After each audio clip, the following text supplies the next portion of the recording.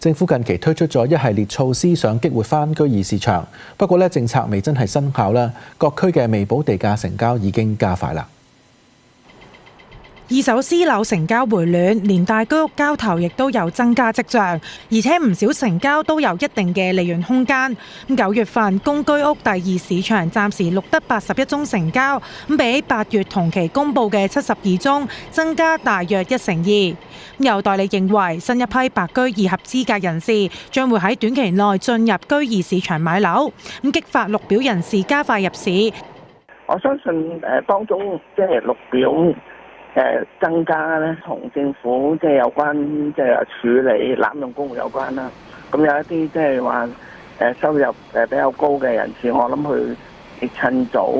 一個買樓，咁交層公屋出嚟。2024年嗰期嘅即係白居二咧，開始收到消息咧，就話10月中咧就可能會即係我哋參考嘅啫。咁咧就變咗亦會引起咗一啲綠表嘅人士咧去提早入市。其中馬鞍山居二市場暢旺，根據代理嘅統計，今個月頭5日已經有5宗成交，意味住平均每日都有1宗。其中馬鞍山錦泰苑一個中層3房單位，實用面積650尺，喺居二市場放盤3個月，原本開價550萬，近期就獲得實客議價，最終減價12萬，以538萬賣出，尺價8277蚊。原業主喺10年前以420萬買入單位自住，轉手獲利118萬，單位升值28%。鑽石山丹堂居屋鳳鑽苑一個高層2房單位，面積544尺，向東南，享有開揚景觀。業主原本開價480萬，最終減價19萬，以461萬賣出，尺價8474蚊。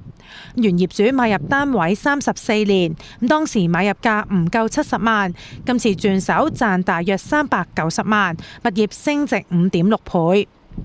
而天水圍天富苑就有綠表首置客入市，買入一個中層嘅2房單位，面積506尺，業主原本叫價350萬，經過多輪嘅議價，最終就以318萬成交，尺價6285蚊。原業主喺2001年以大約72萬一手買入單位，今次轉手帳面獲利大約245萬，單位升值超過3倍。